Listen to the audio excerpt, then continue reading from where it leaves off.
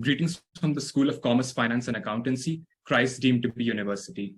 Today with us, we have Mr. Kanishka Singh, a very renowned journalist from the BCom Honours batch of Christ deemed to be University. Sir, it is an extreme honor for us to have you here. Thank you for joining us, sir, today. My pleasure. So you've transitioned from commerce to media, and that's something that doesn't happen a lot. Could you tell us a little bit about your journey? So actually, I had passed out from Christ in 2016, and I was pursuing, as you said, BCom Honours. Now, while I was pursuing that course itself, there was some level of understanding of finance, of investment, of basic economics that I got. And I thought that that understanding would help me well if I were to go into financial journalism. So that was how I thought of applying for Reuters, which had come on campus to hire business journalists. So I felt that my background with BCom Honours in finance, in investment, in economics enabled me to be equipped to become a financial journalist. And once I became a financial journalist and then got into Reuters, within Reuters, I could move around and cover different topics. And eventually I started covering politics, which I now cover from Washington. So that's how that transition happened. Yes. So like you mentioned that Reuters had come to campus and they picked you. So we heard this story that you were one of the only people from BCom Honours to be picked, whereas a lot of other people from journalism and all didn't make it. So how was that experience to be the one picked by Reuters? Well, I would say that there are two ways of getting into journalism. One is the conventional path of pursuing a journalism course like mass communication and then getting into journalism. Another path that I would often recommend to people is to first have a specialization in a certain field and then become a journalist in that field. So for example, if you want to become a political journalist, an understanding of political science equips you into covering that topic. If you want to become a journalist who covers global diplomacy, a degree in international relations is far more important than, say, a degree in journalism. Likewise, if you want to become a financial journalist, an understanding of finance and investment or a degree in BCom Honours or economics equips you better than someone who's undergone a conventional journalism degree. So I felt the reason why I perhaps had an edge in the recruitment process was because I had a basic understanding of finance, of investment, of economics, which perhaps made the recruiters feel that they could rely upon me as a business journalist more than someone who had just pursued a journalism degree, if that addresses your question.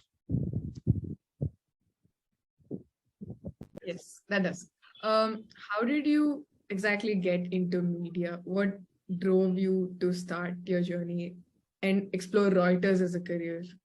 So when I was in school and even in college, I used to participate in a lot of competitions, particularly debates. And when I was in school at a very young age, this is the early 2000s, it was the time when the Iraq war was happening. It was the time when the Arab Spring was happening. It was the time when there were anti-corruption movements in India. It was the time when Barack Obama was rising through the politics in the United States. So when we were participating in those debates in school, inevitably a lot of topics would be around these international affairs issues. So you had to be prepared, you had to be informed enough to be able to participate in those competitions. So because I wanted to do well in those competitions and because I wanted to be informed enough to be able to make convincing arguments in those competitions, it just inculcated this habit into me of reading media outlets. So every day before I would go to school and after I would come back from school, I would read the likes of The Guardian, which is a British newspaper, the BBC, Al Jazeera, Deutsche Welle, which is a German state-owned media outlet, Reuters, Associated Press, etc. When you go for these competitions, they give you the topic only an hour or so in advance. So if you're prepared with the topics well in advance, if you already have a broad knowledge base, then that enables you to be better equipped. And I thought that reading media outlets was my way of becoming more informed. So that was how I started reading more and more of media outlets when I was in school. And that was a habit that I continued when I came into college as well. I continued participating in those competitions when I came into college as well. So that's where I think this aspect of becoming a news junkie came into me. And then I thought that if I could convert that into a career and get into a media outlet myself, then nothing like it. So that's how I planned it in the early days. Yes, sir. So like you mentioned, it was something that you developed over a long period of time. But on an informal note, if I could ask you, if not journalism, what would you be doing right now if it was not? I don't really know, because for as long as I could remember, I always wanted to get into this space. But if I were not to get into this space, I would probably still get into the writing space in a more academic form. I would probably want to be an academic researcher or scholar in the field of international politics or international relations, if not a journalist. Right. So college experiences are something everyone loves. So could you tell us an interesting story about your college experience? So, when I was in college, I was often participating in a lot of events for the Deanery of Commerce, as we called it back then, and also for the university as a whole. So I would participate in commerce fests for the Deanery of Commerce or the School of Commerce, and in debates for the wider university. So we had a great time. We would go for these competitions, and it would always be a very enriching experience. One particular that comes to my mind is we were going for this event in Calcutta in St. Xavier's in 2015. They have a fest called Insignia, which has a lot of competitions, including some debating competitions. And the reason why I remember that so clearly is because there were quite a lot of us who went for that, probably a dozen of us, and we had an absolute clean sweep. We literally won every single competition that there was in a fairly prestigious institution where a lot of the country's best colleges had come, and we had an absolute clean sweep. I think we didn't even come second in any one competition. We just came first in all of those. So that to me was perhaps the best performance that we had put out as a unit. Individually, the most satisfying experience that I ever had was I was sent once for a debating event to Kolkata again, to a law college. And I was obviously not a law student. I was from the School of Commerce. So I was up against people who had a very deep understanding of international law, of international relations.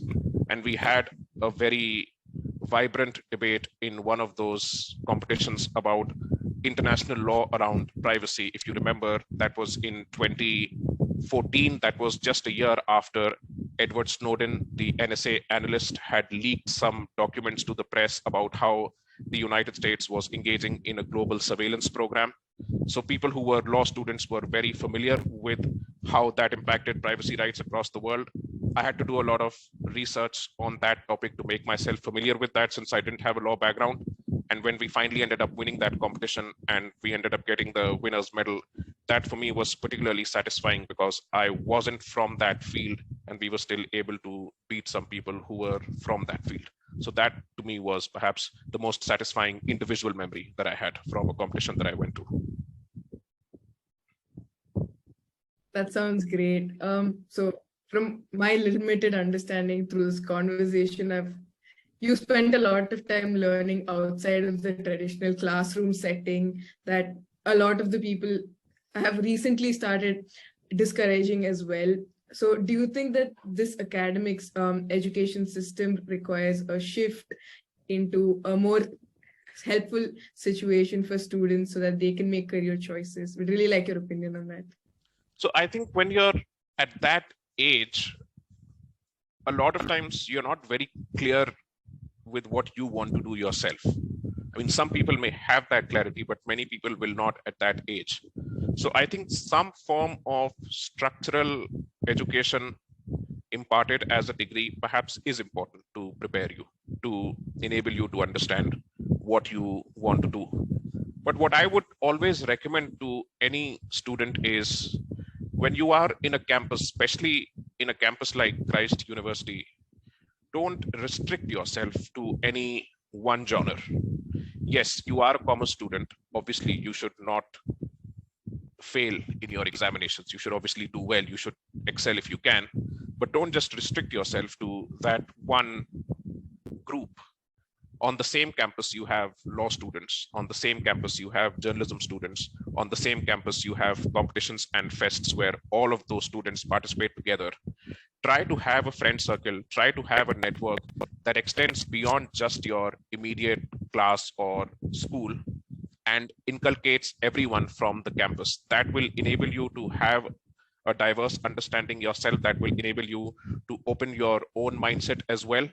As far as the overall system of education is concerned, it's very obvious that a lot of it does not really help out eventually in the long run when you become a professional, which is why you have such rigorous training programs in many organizations.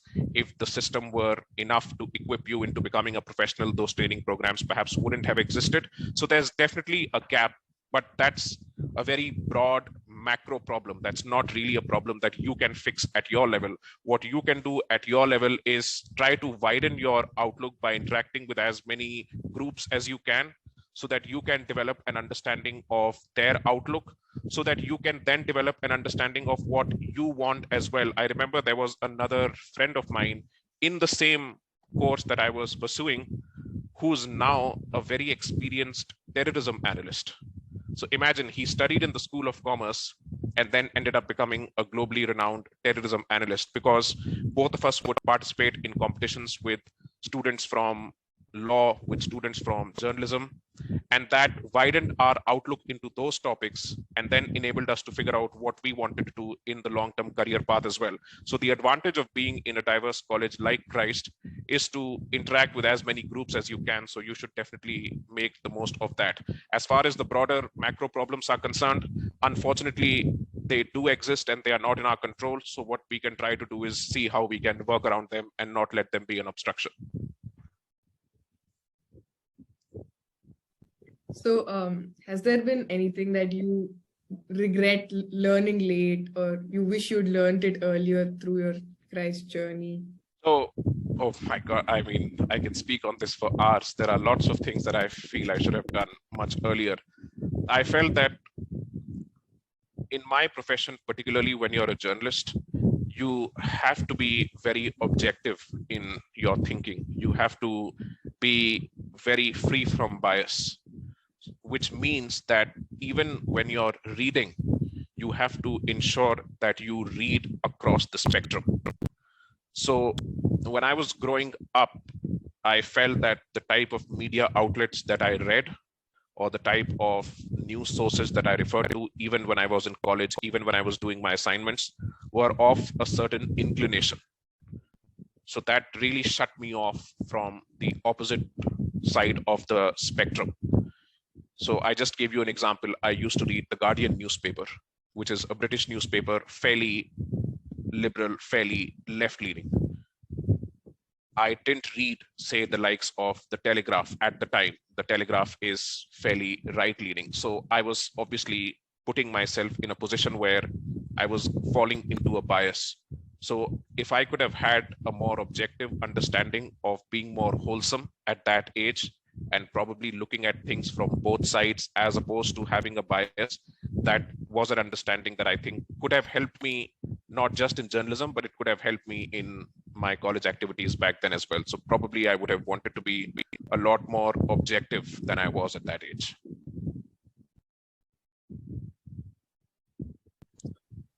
Yes, sir. So like you mentioned about reading about like stories from both sides of the spectrum.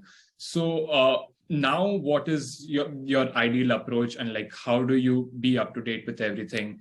And if you could give us some insider information about how you collect the information and how you go about writing your stories.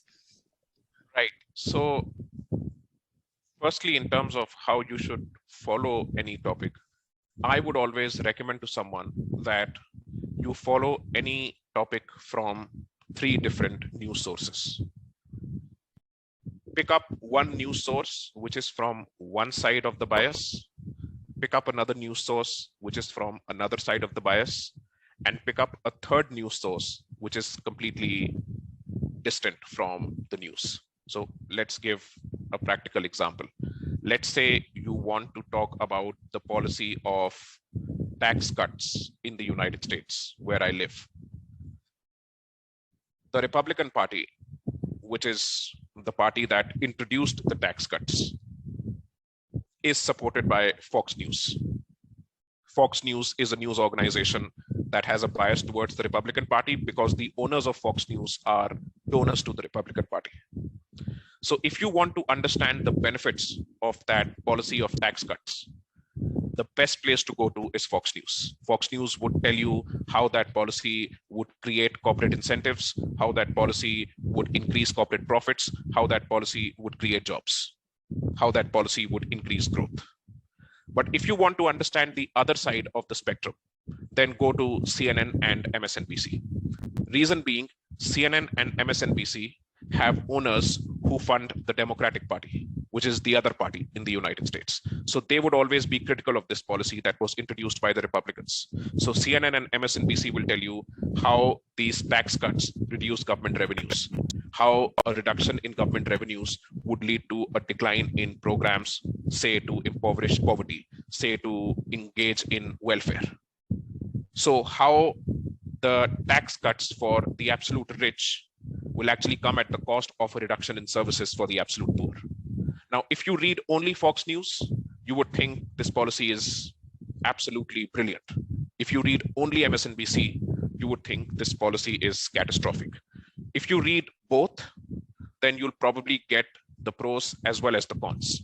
What I would also recommend is, along with 2 sources from the place of action, try also to refer to a third source which is distant from that place. So for example, read the BBC as well about this policy, because the BBC doesn't have a stake in the United States. The BBC is British. So it has no stake in this battle at all. It will give you a very objective analysis. It doesn't have to be pro-Democrat or pro-Republican. It simply has to be neutral and give you an information down the middle. So whichever news you're looking at, just analyze it from this model. Look at one outlet that you think will be in favor of one of the parties, refer to one news outlet which you think would be against the parties, and then refer to one outlet which is completely far away, is distant, and would be objective and neutral. In that way, you will develop a very wholesome understanding of how to follow a certain topic. That's the approach that I follow as well. Now, because I'm a journalist and I'm in the profession, I can afford to read a lot of news outlets. I can read news outlets throughout the day.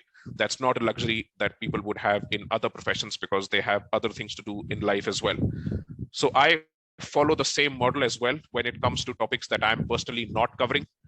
And as far as getting information is concerned, again, it's something that you build over time. It's something that you develop with time. When you are new, you don't really know anyone in a news organization. So you would have to perhaps rely on the network of other journalists to get to know some sources who could give you information. And with time, you develop your own sources and you then start relying on them to give you information. So for example, in Reuters, there are close to 3,000 journalists. I work in the Washington, D.C. bureau of Reuters. Everyone there is a veteran when it comes to the experience that they have covering US politics. So when I went there earlier this year, I was by far the youngest person in the bureau. So I rely on their expertise. I rely on their bandwidth that they have developed over the decades. And if there is a reporter who's covering the White House, if there is a reporter who's covering the State Department, if there is a reporter who's covering the Pentagon, I will offer to collaborate with them on a story that they are working on. And my hope is that in the process of working on that story with them, I will get to know their sources. I will get to know their style of journalism, and I will pick up on the craft. While at the same time, I'm also pushing myself out there. Whenever there are embassy events, whenever there are protests or demonstrations, whenever there are any major political speeches or gatherings, I go there, I meet people, I interact with them, I get to know them, and I see if at some point of time in the future, I can bank on them to give me information that could be reportable. So that's how I'm going about currently pursuing my network in the place that I happen to be in. Yes, that was very insightful, sir. So moving on to the next question. So there is, like you also mentioned, that certain media outlets are owned by certain people in power, and so they have a specific idea that they want to portray to the public. So what is your take on this, that currently a lot of media outlets are just becoming like puppets in the hands of the government, especially, if I would put it. So what is your opinion on that, and how do you as a journalist or try to avoid that? So, this problem is obviously very evident in India.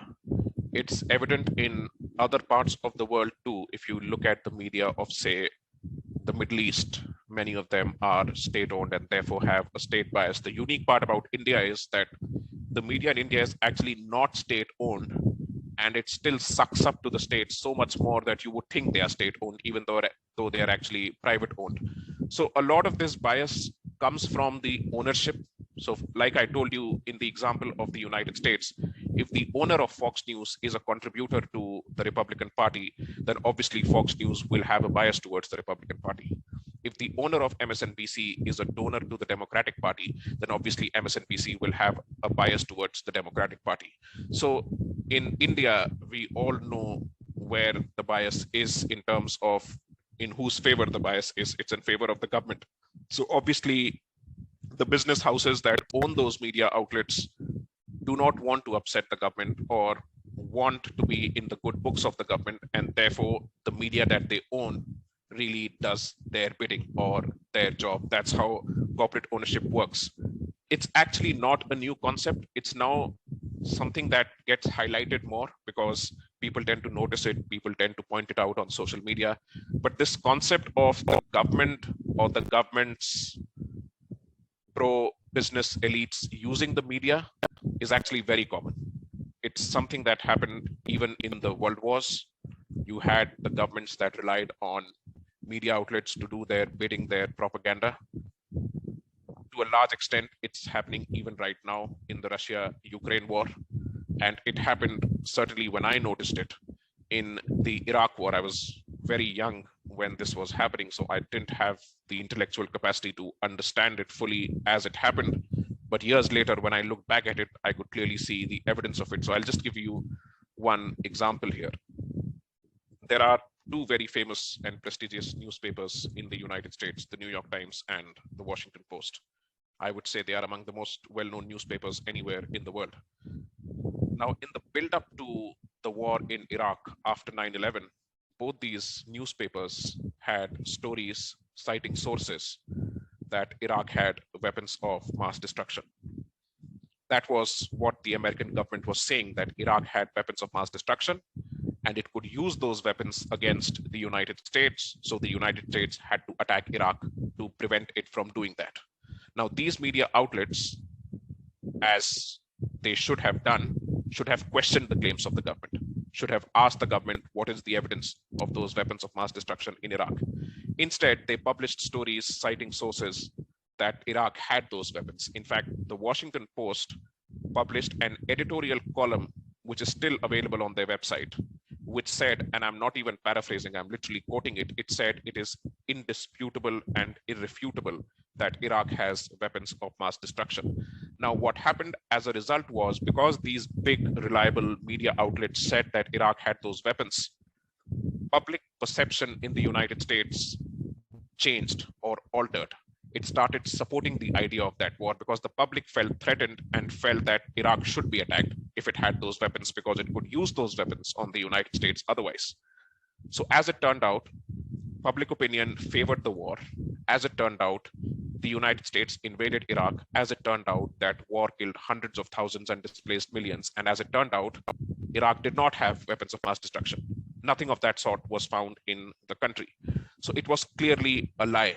And these media outlets were used as propaganda tools by the government to build a narrative in favor of the war that the government wanted to fight. So it's something that is a struggle if you're a journalist. You always have to be skeptical about what the government says or what the government claims. My personal view of approaching it is, if you are a journalist, first and foremost, be honest. Don't fall into the trap of a narrative. Be honest and follow the facts. Unfortunately, we are living in a time where, especially because of social media, because of the echo chamber that we drown ourselves into, we already have a conclusion in our mind, and then we try to find facts that could confirm that conclusion.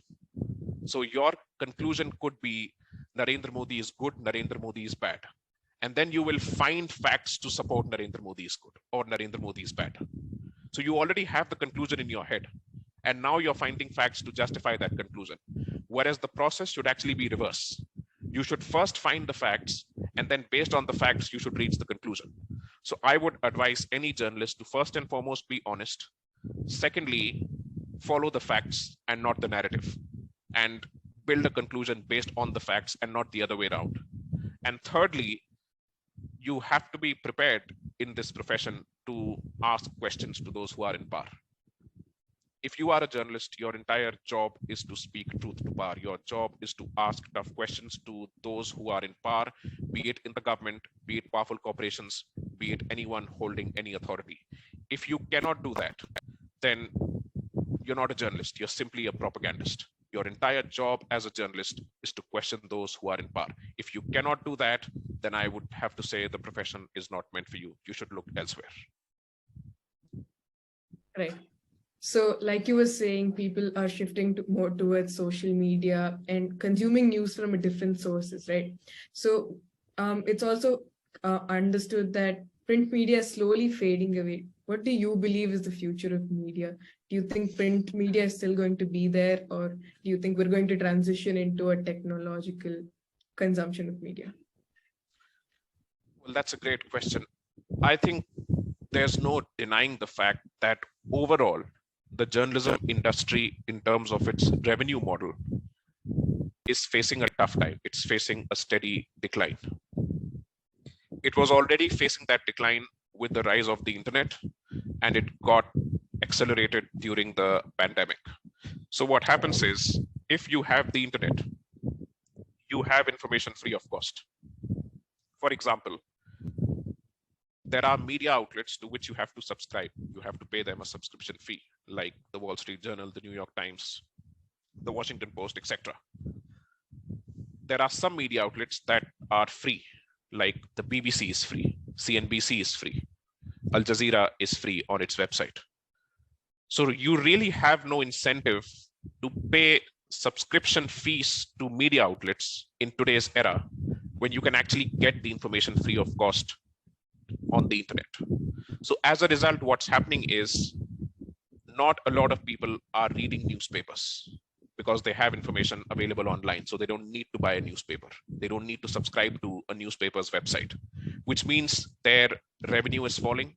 Now, because their revenue is falling, because the number of people reading them is declining, advertisers are not going to them, which means their overall profit is declining. Likewise, because the internet has made information readily available online, you don't even need to watch a news channel anymore. As a result, eyeballs watching those news channels are going down, their advertising revenues are going down, and they are in a financial difficulty. So there is absolutely no denying the fact that the mainstream media, as you know it, both in print and on TV, is not going to stay as influential in the future. Its influence would decline. That being said, it would still be fairly influential because a lot of people would still rely on it. So while its influence is declining, it would perhaps still be fairly high, but you have to accept the inevitable that the rise of the internet and access to information free of cost online is going to bring about a steady decline across news outlets and put them into financial difficulty. Now, a lot of people do get their information only from social media, that is something that I would highly discourage. One, because a lot of people don't have a very in-depth understanding of the media industry, so they often fall for information that is fake and believe it to be true when they come across that information on their timeline on social media. Secondly, social media is driven by algorithm. So if your feed is of a certain search history, then your timeline will only show you results similar to that history, similar to what the algorithm would feed, which again would put you into an echo chamber, which again would put you into a bias, which again would shut you off from one side of the spectrum. So that's again not a very healthy position to be in, where you're completely biased, where you only know one side of the story and you are completely unaware of what the other side of the story is. So I would not encourage that, but unfortunately I have to accept that that is the reality. So I think the future ahead for the media industry is to adapt and be more readily available online. Even the most conventional of media outlets have accepted that reality, and they've started getting into streaming. They've started getting into online subscriptions. They've started getting into asking people for money if they are independent journalists. A lot of them do that on online platforms. In India, a lot of independent media outlets have come up, like Scroll, like News Laundry, that have adopted this model. There's another media outlet called Mooknaik, which only covers issues pertaining to the Dalit community. So they rely on this model where they ask their readers to give them money so that they can then fund their journalism through it. So I think these would be the ways in which the emerging media outlets would adapt to the online space. And I think even the conventional media outlets would have to make that adjustment at some point in the distant future. Yes. So like you mentioned about the financial decline of a lot of media outlets, but I personally believe that that's an issue that is not just with media outlets, but a lot of other businesses across the world. And now that has brought in the whole topic of layoffs that is happening, the large scale layoffs that is happening. So what is your take on it? Do you feel that it is unethical, or is it like the need of the hour? What would your opinion be? So I think it's absolutely unethical. Obviously, there's no denying that. And you're right, it's not just in the media industry. It's been happening in the media industry steadily for a while, but it's happening in other industries too. For example, there was a report recently that Amazon is laying off nearly 10,000 workers. Prior to that, Facebook had laid off, I believe, 11,000. Prior to that, Twitter had laid off nearly half of its workforce, about 3,700. And these are some of the biggest technology companies on the planet. Now, the reality of capitalism is that it's always driven by shareholder incentive. They always want to maximize the profit to their shareholders. So if cutting costs helps them do that, then they would be ruthless and they would do that. Just to give you an example, when Facebook cut 11,000 jobs, its share prices rose, which tells you a lot about how the industry works. If you chop off the livelihood of 11,000 people, it actually satisfies investors. So that's the environment that you live in. That's the reality of the type of capitalism that we have. Now, whether it's good or bad is a debate for another day, but that is the reality. I personally don't see it as very ethical, but I have to accept that that is the reality of the world that we live in, and it's here to stay. Right. So, as you said, there's a lot of things happening in the world at the same time, right? What do you do to unwind? How do you achieve that perfect work-life balance? Well, I don't know if I do, I must be honest. What I do is, in my profession, I am a political journalist covering the United States and Canada, based out of the US Capitol. So I'm fairly familiar with what's happening in that part of the world. Obviously, because I'm an Indian and I was born and brought up in India, I follow Indian news very closely, and I'm fairly familiar with what's happening in India as well. But there are other big topics around the world as well that do not concern the United States, that do not concern India, and I'm not able to follow them while I'm working. So what I tend to do is when I am working and I bump into news that is not from my area of coverage, I just save that in some folder, in some link, I bookmark it. And my goal is that when I log out from my day at work, I can then go and read about what's happening in the rest of the world. So my job requires me to cover the United States and Canada. And because I'm an Indian, I'll follow India. But that doesn't mean that I should not be following what's happening in other parts of the world. So my way of getting off what I'm covering is to actually follow what's happening in the rest of the world. So when I log out from work, I read about what's happening in other parts of the world. As far as other entertainment or other winding off is concerned, like anyone in this era, I rely on streaming platforms. I have only recently moved to the United States, so I'm still exploring the country. I'm still exploring the city that I live in. On weekends, I go out and hang out with my colleagues or with some new friends that I've made in the country. So that is something that I would do mostly when I have time off. But then again, in the profession that I'm in, I always have to be prepared that news could break anytime, and I have to be available when news does break in. There have been instances when big news has broken on holidays. There have been instances when big news has broken overnight hours, and you have to be prepared to work at those hours. You have to be prepared to log in. You have to be prepared to cover that news at that odd hour or at that odd day. I remember very recently in the United States, I was looking forward to a July 4 holiday. July 4 is their Independence Day, and it's a big event across the country. And it was something that I had looked forward to ever since I moved to that country. And as it turned out, on July 4, there was a mass shooting in the United States in Chicago. So I had to completely compromise on that and go and cover that event. Likewise, there have been many instances that have happened overnight, and I've had to work all night long to cover those topics. Another shooting that had happened in Uvalde, Texas, which killed close to 24 people, was a shooting that I covered all night when I was in the country. So you have to be prepared for being available at any given point of time. But what I would recommend is, if you can have a circle that is unrelated to your work circle, that would help you the best in unwinding. So what I'm trying to do is I'm trying to have a friend circle that is completely away from journalism, that has nothing to do with my profession, so that when I'm with them, I don't have to think about what my job is or what my profession is. So that's what I've been trying. I wouldn't say I've completely succeeded on that front, but you can only try.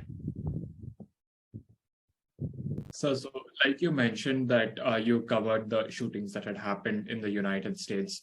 So as a journalist, often I'm guessing that you must be exposed to a lot of violence that occurs in the society and events such as that.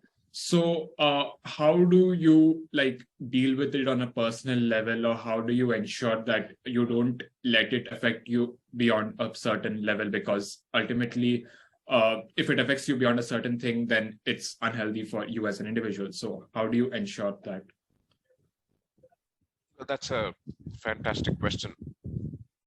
I would say I would be lying if I would say it doesn't affect me at some level. I think it does, especially if you cover some of these events where children are massacred or where they get killed. Then obviously you would have to be very inhumane to not be affected by that. So I would be lying if I would say that doesn't bother me.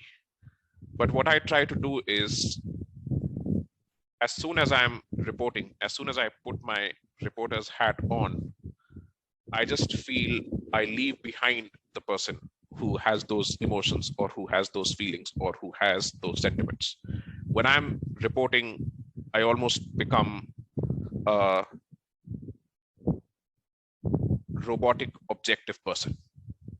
So emotions have gone out of the window for that duration, and I'm just focusing on the facts that lie in front of me. Now, how I deal with the after effects is I always try to convince myself in my head that the next report that I'm working on is the most important report of my life.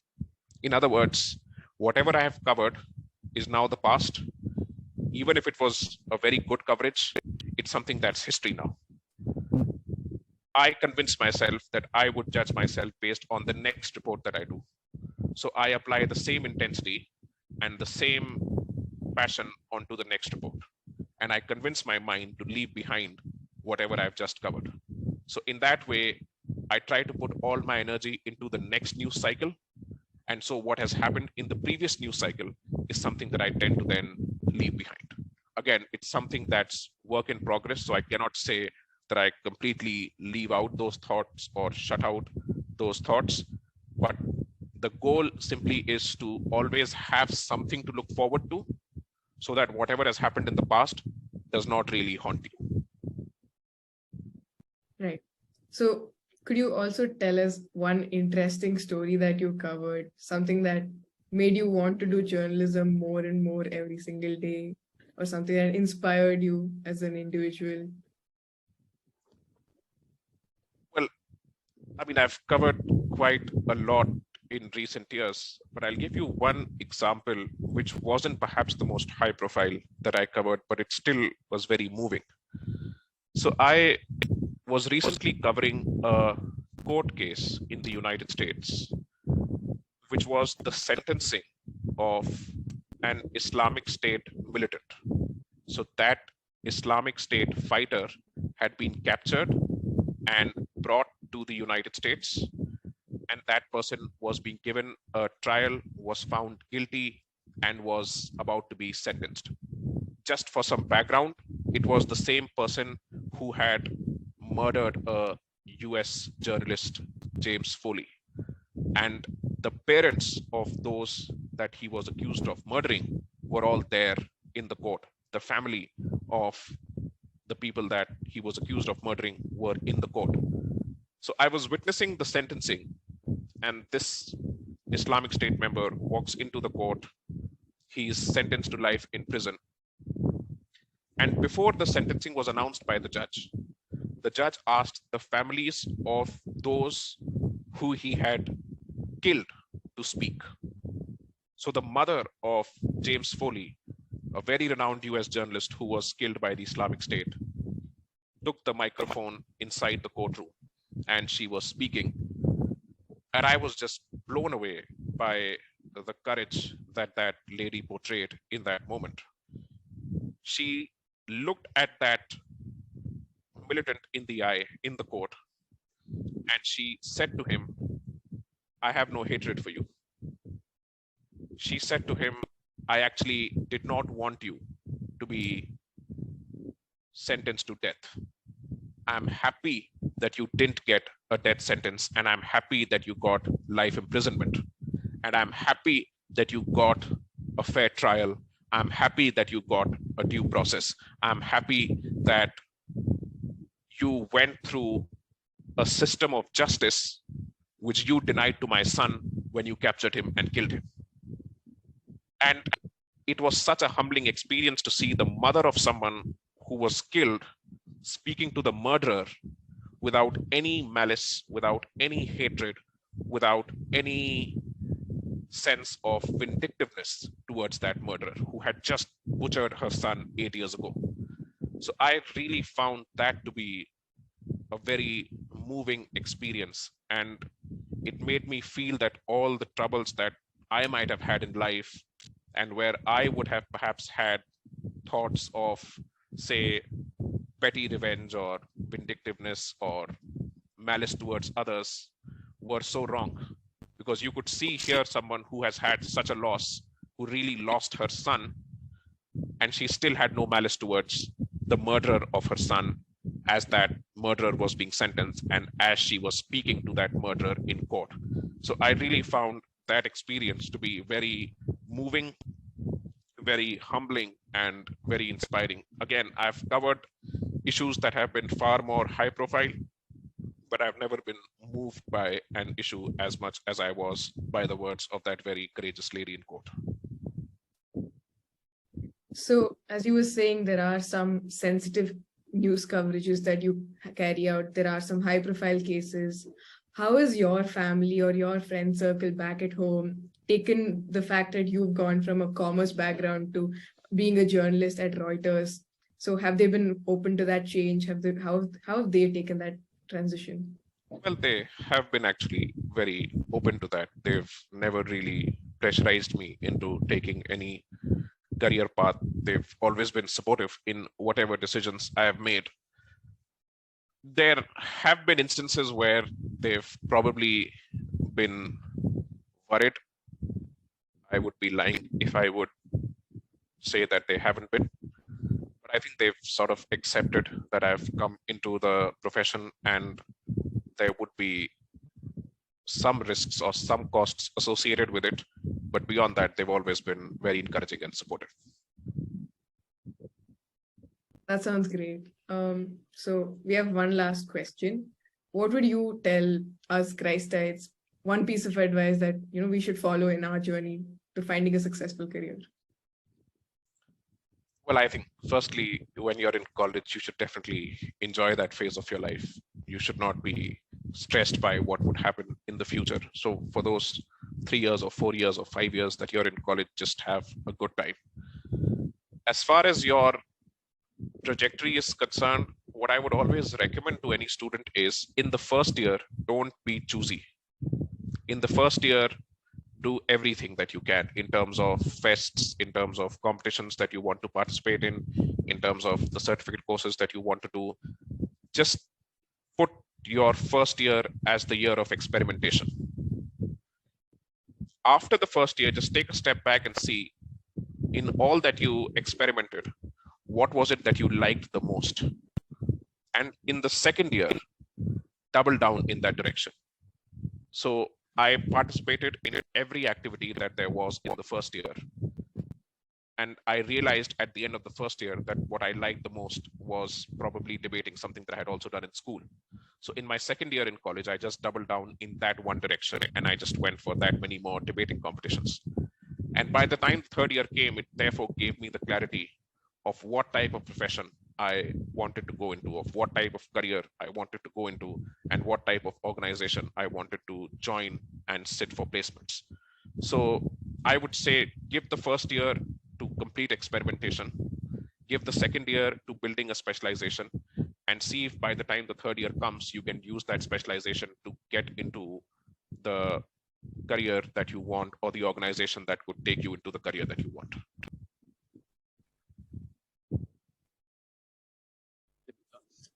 Thank you so much for joining in with us, sir. It was really a very insightful session for both of us, and I'm very confident that all our viewers are also going to take away a lot from this session. And that's it from the SCFA House of Fame chat series, episode 5. Again, thank you so much, sir, for giving us your valuable time. It really means a lot. Thank you so much. My pleasure. Thank you for having me.